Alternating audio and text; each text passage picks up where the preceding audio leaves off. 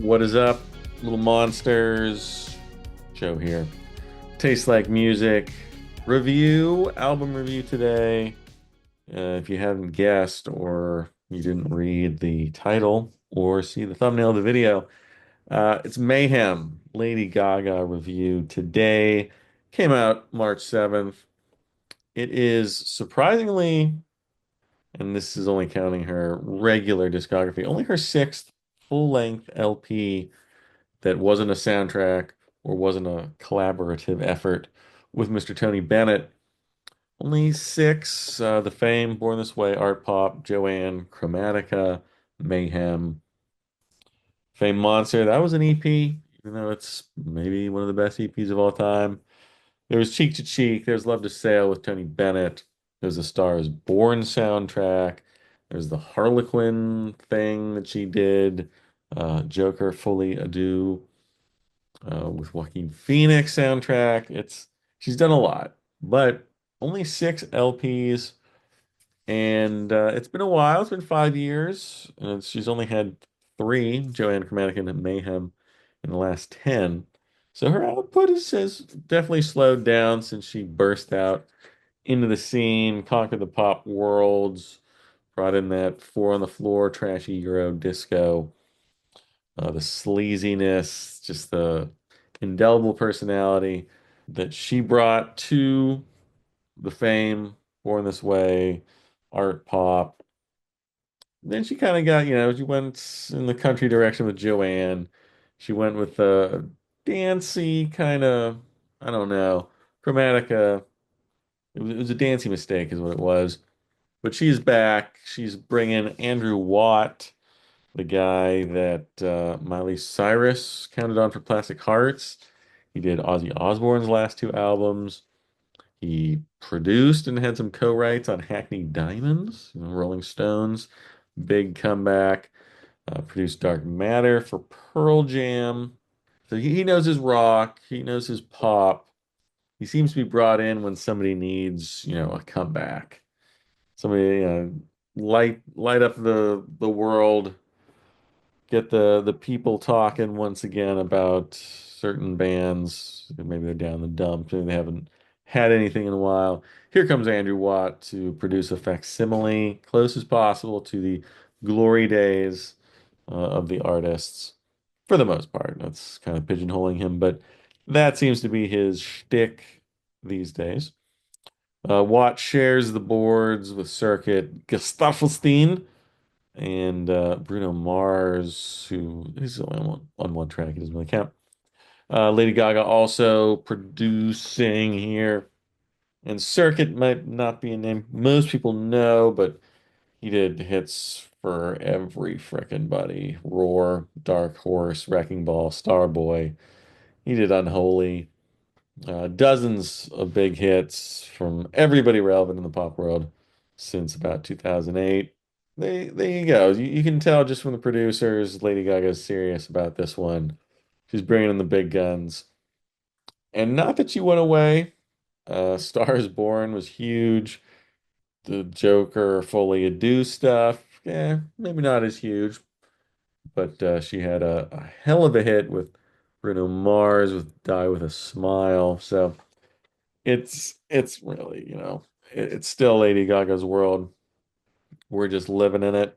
And for this one, it's a return to Lady Gaga that you may know, you may love it, you may hate it, but it's the early Gaga, the Fame Monster type, art pop type Gaga. There's no country music here. There's no stoppy duets, except for the last track, which they kind of threw on there, the Bruno Mars one. I got to get those streaming numbers on there, 2 billion streams. It's big time for any album. So they just kind of stuck it on the back end, even though it really doesn't fit with the album at all. Talk about that more a little later.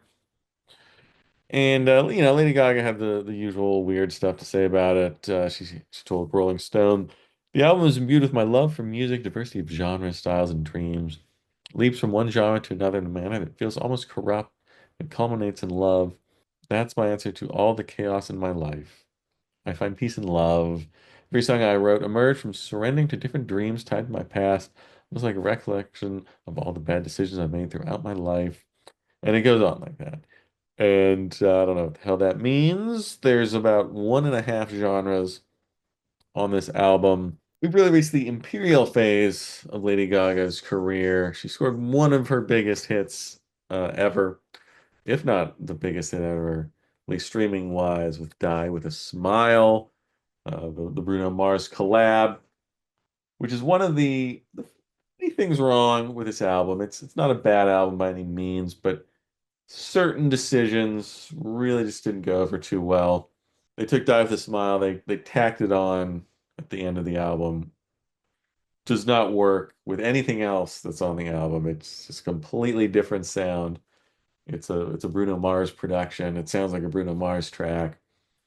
Kind of ruins the whole ending of the album that is just kind of sitting there at the end like a flopping dead fish. What else is missing from this album? Sense of adventure, the unknown, the twisted, the weird, the perverse, the sleazy Lady Gaga that we know and love. Well, people like me remember from the Fame Monster, songs like Bad Romance, songs like Sex Dreams from Art Pop, GUI, weird, twisted, but very danceable, very listenable songs. You don't really get that here. This is safe Gaga. This is the sounds of those early albums, but without any of that adventure, without any of the pushing of the boundaries. And it's just not quite as it's nice to hear the fun, upbeat, dance till you drop kind of Lady Gaga. But the sharp edges have been filed away. They've been filed down. Her personalities kind of put it back in the box a little bit. She's a movie star now. She can't be, just saying anything. She's got to keep it a little bit restrained, and that might get her even more streaming numbers than usual, but it definitely does not help the quality of this album. Back when Art Pop came out, it was kind of viewed as a misstep for Lady Gaga because it didn't sell very well. It's a pretty huge step down from Born This Way. But damn, was it not a fun record? Just chock full of weird decisions, weird songs. It had its bangers, had Applause, which was a great song, but it certainly did not, fit in, I think, what, the fan base wanted from Lady Gaga at that time, which is unfortunate. And so that brings us to Mayhem. And I guess, 1,000 foot view sounds a lot like Born This Way Gaga. A little less interesting, a little more stylized. I think that might be an Andrew Watt thing. Lady Gaga sounds like how someone less interesting would imagine Lady Gaga sounds like. The idiosyncrasies replaced by caricatures. It's a delicious, juicy hamburger with a Wonder Bread bun. When there's too many condiments and the meat is too juicy and it kind of starts breaking apart in your hands and, just falls apart and you're basically, touching the burger itself and the cheese and it's melting onto your hands. It's disgusting. So you have to eat it with a knife and a fork, throw away the bun completely. That's what this album is like. It opens poorly, it closes poorly, but in the middle, there's a nice juicy center, classic, as close to classic Lady Gaga as you can get, really. At this stage in her career, we're never getting the Fame Monster or Art Pop. So let's just take what she gives us. The album opens with Disease, the platonic ideal of how a Lady Gaga song should sound like. Got the requisite grungy, dirty, unpolished pop sound. Then you have Abracadabra, which is a pretty lousy approximation of Love Stick or Bad Romance, kind of a shell of a song. Garden of Eden has a weak hook, really cringy lyrics. And then all of a sudden it gets good. Um, and there's I guess it's the Born This Way sound bubbling back to the surface a little bit.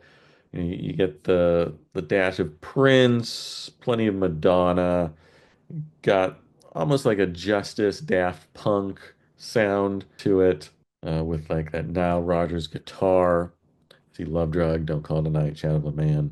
And it's kind of a twisted 80s mode, which I think she does really well. There's some industrial, little Nine Inch Nails style, which Lady Gaga said she was inspired by here. It's not a lot, and I think you'd probably just totally miss it if you weren't paying attention. It's there, just lurking under the surface. Maybe something that can be explored a little further on a future album, if Gaga wants to go that direction. And the middle here, it's good. It's good. Lady Gaga at peak of her current game.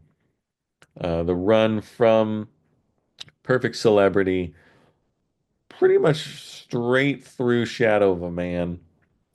Uh, then unfortunately it kind of falls apart with the last three songs. The Beast is a hokey, uninteresting sex metaphor. It's just one sex metaphor after another. It's stuff we've all heard before. Nothing great there. Blade of Grass, pretty much her go-to ballad style. It's sweet, but it's just okay, and it should have ended the album. You can end it on a ballad there, kind of a nice way to close things out. But no, you got to tack on Die with a Smile. Uh, a good song. I really like Bruno Mars's, that early 70s kind of Philly sound, his production. And I think it works well with Lady Gaga, but she doesn't even sing until like a minute 25 in. It's barely a Lady Gaga song at all. It doesn't sound like it fits on this album because it doesn't. It's just a totally different thing tacked on. Usually I go with my heart when it comes to giving ratings for these kinds of albums, especially for an artist that I like Lady Gaga. I very much like Lady Gaga. I think she's probably the best pop star, not named Carly Rae Jepsen, of the last, 20 years or so. But with this one, it's hard to go with my heart. As much as I like that juicy middle, the bun here, the first three, the last three songs, they just fall apart in your hands. And my head's saying this is better than Joanne, which it is. It's not quite, Born This Way level, but it's good. It should be a 4-star album. My heart's saying, you know what? This is a 3.5-star album because I'm probably not gonna listen to the whole thing ever again. Maybe once more at the end of the year just to make sure I got it right. But I think I have to go with my heart here and say this is a 3.5-star album. That's all I can give it. I think it's a good comeback over Chromatica, which was a pretty lousy 3-star effort. But it's just not quite 4 stars. There's some 4-star songs, some great songs on here. But it's just 3.5-star album. I think the songwriting is good. It's a good approximation of Lady Gaga's sound, but it feels like an approximation and not necessarily the real thing. Maybe it's that Andrew Watt effect. The lyrics are too normal. The song's a little too normal, a little too, okay, I saw that coming. I figured that would go that way. Where's the weird, the detours, anything out of the ordinary, the unpredictable, twisted, kind of disgusting, like, what the hell meat dress Lady Gaga. That's what's missing from this album. Andrew Watts playing, dude knows how to play. I mean, you can quibble with the way he directs the artists, but it sounds great. I mean, everything is just crystal clear. All the notes well separated in the mix. Like it's just this perfect stew, and he's great at creating that stew. Sometimes the ingredients aren't great, but the stew's all there. Andrew Watt is in charge. Production, pretty normal. I mean, other than the weird Bruno Mars thing at the end, it sounds nothing like the rest of it. It's very modern pop. It sounds phenomenal. There's nothing out of place. Everything has a crystal clear clarion sound. Good choices on guitar, good choices on synth sounds. really nothing to quibble about. The making of this album is perfect, and maybe a little too perfect, maybe a little too slick, maybe a little too obvious. Like I said, it's the weird stuff, that random sax solo, the weird voices, the things that come out of nowhere that I'm missing from this album. The production, the songwriting, the playing is all so sharp and also perfect that eh, basically it just becomes a blur at the end because you're just hearing perfection over and over. I want something messy. I want something dirty. This doesn't quite deliver that. Best songs on here: Love Drug, Don't Call It a Night. Worst songs, gonna go with Abracadabra or Garden of Eden. They're pretty lousy, kind of like Lady Gaga, Lady Gaga by the numbers songs. Not what I want from Lady Gaga. Push the envelope, lady. Come on. That's it. That is all we have for tonight. It's long. I think I blacked out for a minute there. The long review, solo review. I got a lot to say about Lady Gaga. This one would fit in. I'd have it above Joanne, but certainly not to the level of the Fame, Born This Way, Art Pop, Fame Monster. So I guess, we like to include Fame Monster in the official rankings. So that would put this fifth, probably ahead of Joanne, ahead of Chromatica, but not top notch, not top tier Lady Gaga. Just a little below that. We'll see what she comes up with next time. And that's it. Mayhem, fifth favorite Lady Gaga album, 3.5 stars. What are your thoughts on Mayhem? Leave those thoughts in the comments section. Like the video, subscribe to the channel. Check out the description for all the social media stuff, all that good stuff. Share this video, friends, neighbors, rivals, your enemies, your frenemies. Get the word out. Tastes like music. Lady Gaga. 3 people requested this video, so I did it for them. You know who you are. No more modern pop probably for the rest of the year. So hope you enjoyed it. See you next time here on Taste Like Music.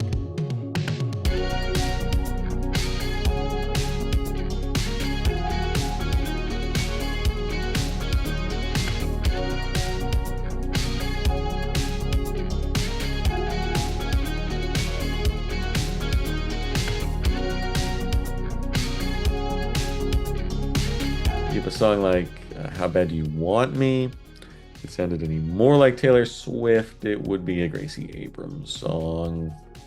Zing.